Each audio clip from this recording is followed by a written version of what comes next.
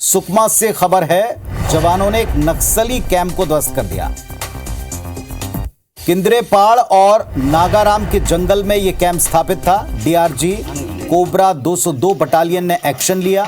SP किरण चौहान ने इसकी पुष्टि कर दी है कि एक नक्सल कैंप को ऑपरेशन के दौरान ध्वस्त किया गया है। तस्वीरें भी आप देख रहे हैं, नक्सली कैंप ध्वस्त हुआ है। डीआरजी और कोबरा बटालियन ने इसे मिलकर अंजाम दिया। एसपी किरण चौहान ने इसकी पुष्टि की। तस्वीरें भी इसकी कुछ मिल रही हैं। ऑपरेशन के दौरान जवानों ने नक्सली कैंप को ध्वस्त कर दिया है। एसपी किरण चौहान ने इसकी पुष्टि की है। राजा राठौर हमारे साथ में जुड़ गए, सहयोगी। राजा, बताएं, ये तस्वीरें हम दिखा रहे हैं, क्या अपडेट वहां से मिले हैं? कितना बड़ा कैंप था, कितनी तादाद या कितना जमावड़ा वहां था? देखिए, नक्सलियों के कोंटा और खिस्टाराम जो एरिया कमेटी है उस का ये वो इलाका है जहां पर सुरक्षा बलों को सूचना मिली थी कि नक्सली उस इलाके में मौजूद है। लिहाजा एसपी किरण चौहान ने स्पेशल टीम बनाकर अलग अलग इलाके से, एलामुड़गु से, कुत्ता चेरू से और मुरलीगुड़ा जो इलाका है उस इलाके से जवानों को रवाना किया गया था, जहां पर किंद्रेल पाड़ और नागाराम के घने जंगलों में नक्सली अपना अस्थायी कैंप बनाकर रह रहे थे, जहां पर जवान जैसे उस इलाके में पहुंचे नक्सली कैंप छोड़कर भाग गए। नक्सलियों का जो अस्थायी कैंप है उससे भारी मात्रा में जो नक्सल सामग्रियां हैं वो बरामद की गई है।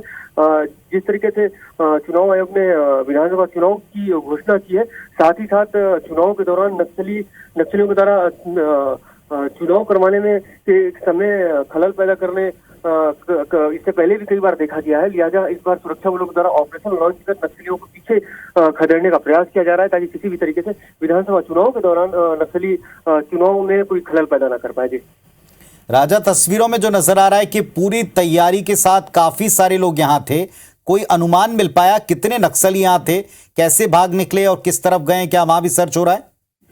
देखिए, जो सुरक्षा बलों को सूचना मिली थी उसके मुताबिक 25 से 30 की संख्या में वहाँ नक्सलियों की मौजूदगी की सूचना मिली है, जिस पर जवानों की टुकड़ियां अलग अलग इलाकों से भेजी गई थी। वहीं वो जो इलाके उससे लगा हुआ इलाका नक्सलियों की बटालियन नंबर 1 के इलाके के रूप में देखा जाता है, जिसका वहाँ काफी प्रभाव भी है।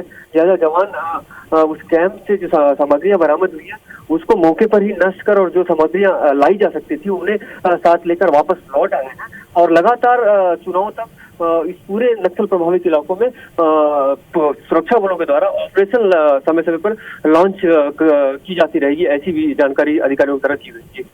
तो क्या अभी जैसा आपने बताया कि चुनाव की घोषणा के बाद में सर्चिंग बढ़ाई जाएगी, आसपास के कुछ और इलाकों में इस तरह की कोई सूचनाएं हैं?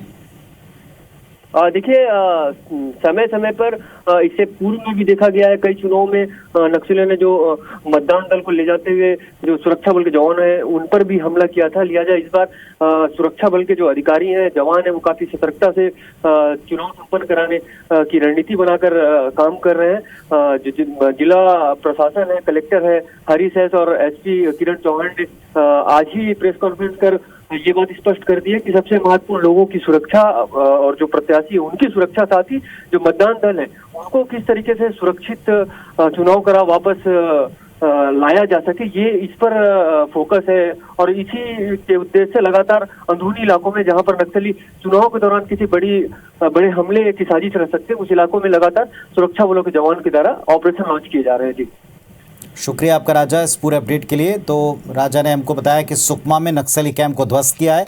डीआरजी और कोबरा बटालियन ने एक सूचना के आधार पर इस कैंप का पता लगाया। एसपी के निर्देशन में ये काम हुआ है और एसपी ने इस घटनाक्रम की पुष्टि कर दी है। चुनाव के मद्देनजर इलाकों में सर्च बढ़ाया जा रहा है। इस तरह के हर एक कैंप को ध्वस्त कर जो जनता के बीच उतरने वाले प्रतिनिधि हैं उनकी सुरक्षा सुनिश्चित की जा रही है। नक्सलियों का सामान छोड़ के भगे।